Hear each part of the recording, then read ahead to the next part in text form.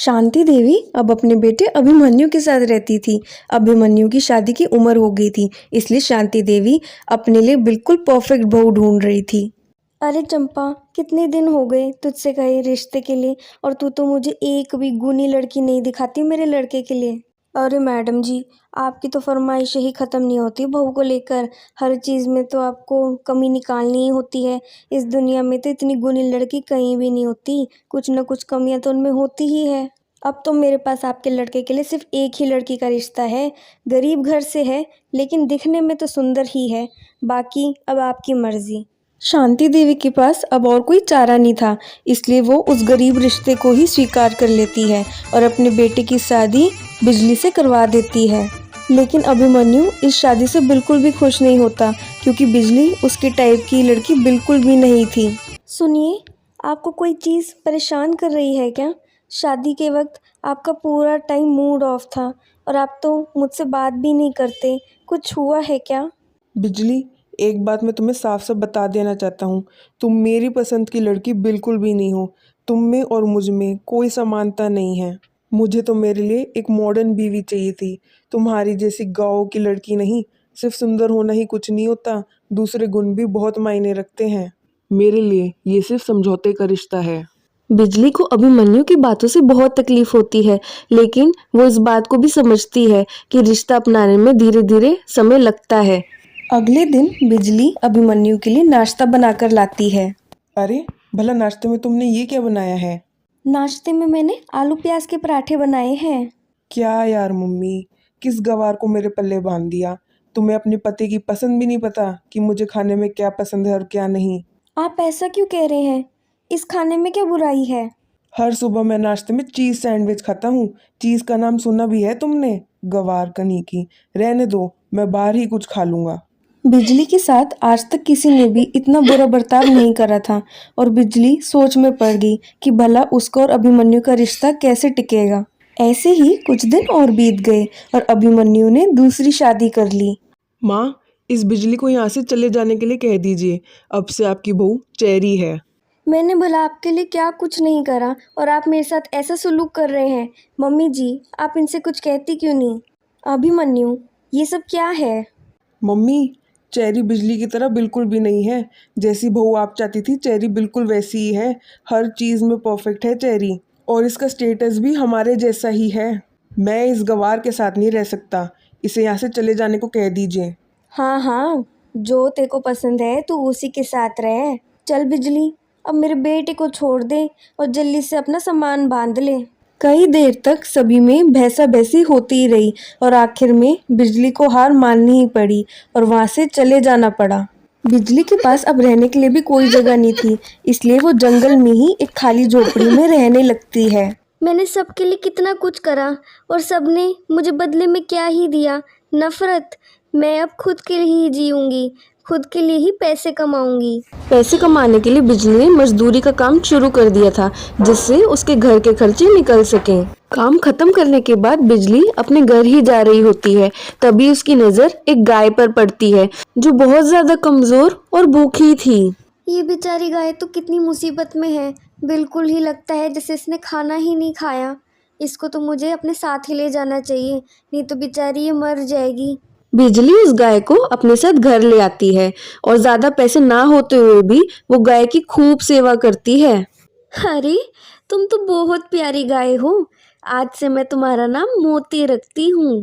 बिजली, तुम सच में बहुत अच्छी इंसान हो। ये क्या मोती, तुम बोल सकती हो? हाँ बिजली, मैं बोल सकती हूँ। तुमसे अच्छी इंसान मैंने आज तक नहीं देखी। किसी ने भी मेरे बुरे समय में मदद नहीं करी सिवाय तुम्हारे, इसलिए मैं भी तुम्हारी मदद करना चाहती हूँ। तुम मुझसे जितना मर्जी चाहो उतना दूध ले सकती हो। मेरा दूध तुम्हें कभी कम नहीं पड़ेगा। इससे तुम अपनी जिंदगी की नई शुरुआत करो। इस इलाके में मैं दूध तो नहीं बेच पाऊंगी, लेकिन हाँ, पनीर के पराठे बनाकर ज़रूर बेच पाऊंगी। तुम्हारा बहुत बहुत शुक्रिया मोती। मोती की वजह से बिजली की ज़िंदगी बदल जाती है और वो अपना खुद के पनीर के पराठे बेचने लगती है। अरे बहन जी, कितने के पराठे हैं ये? जी, एक पराठा 80 रुपये का है। अरे बहन जी, आप तो बहुत ज़्यादा पैसे लगा रहे हैं पराठे के। मेरे पराठों में आपको ठूस ठूस के पनीर मिलेगा। ऐसे स्वाद के पराठे तो आपको कहीं भी देख लेना, कहीं नहीं मिलेंगे। खुशबू भी अच्छी आ रही है।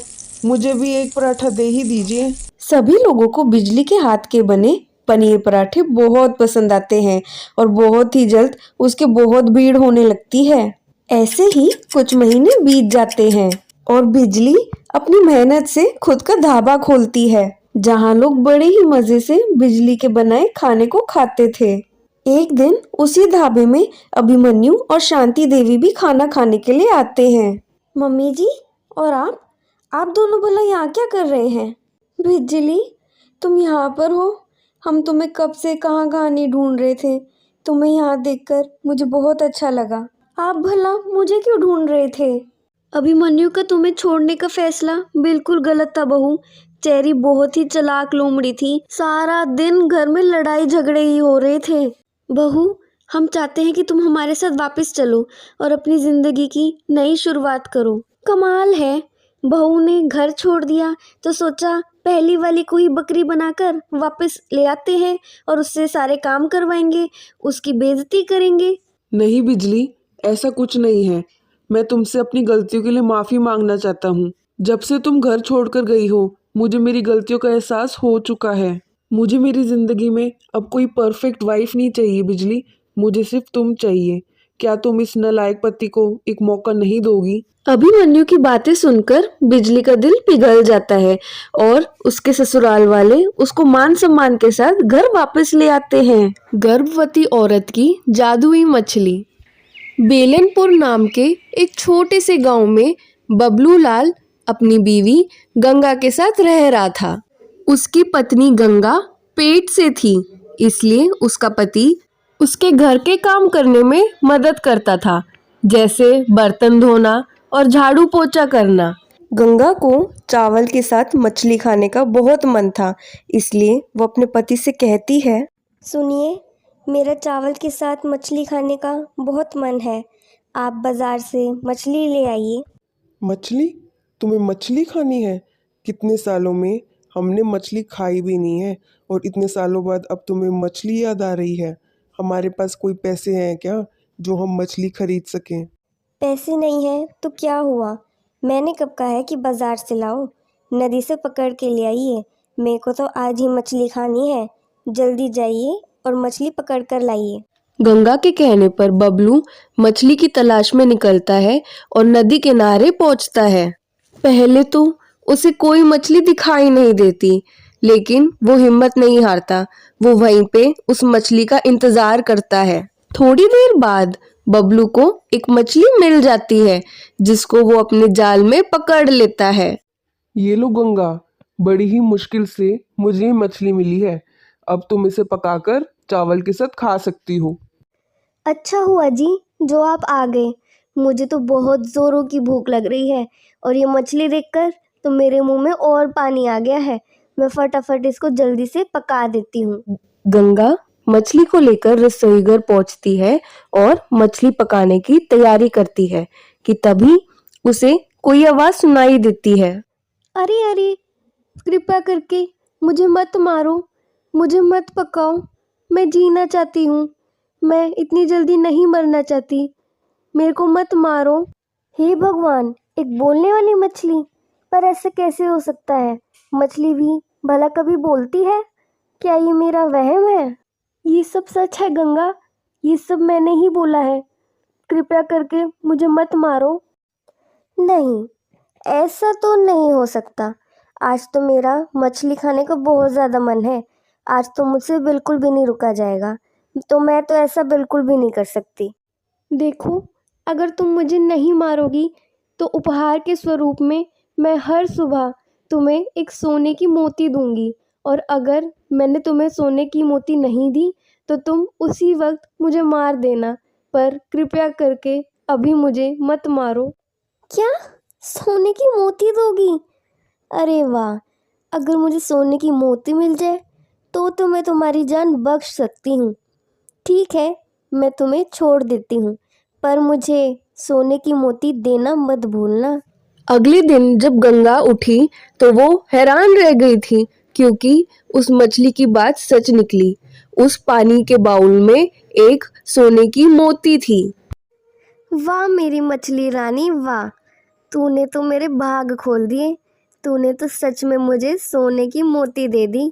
मुझे अब हमेशा ऐसे ही सोने की मोती देते रहियो। तेरी वजह से हमारे गरीबी के दिन मिट जाएंगे। ऐसे ही धीरे धीरे कुछ दिन और बीतते हैं और गंगा के पास अब 5 सोने के मोती थे, जिसको देखकर वो मन ही मन मुस्कुरा रही थी। अपने ही अंदर वो खुशियां मना रही थी। उसी दिन गंगा की बचपन की सहेली उससे मिलने आती है। इतने सालों बाद तुमसे मिलके मुझे बहुत खुशी हुई गंगा।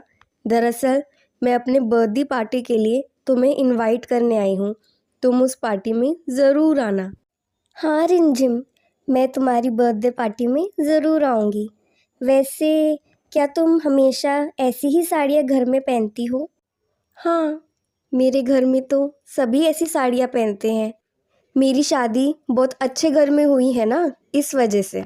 और मेरी बर्थडे पार्टी भी बहुत ही बड़े लेवल पर है, तो तुम भी सजने संवरने में कोई कमी मत छोड़ना।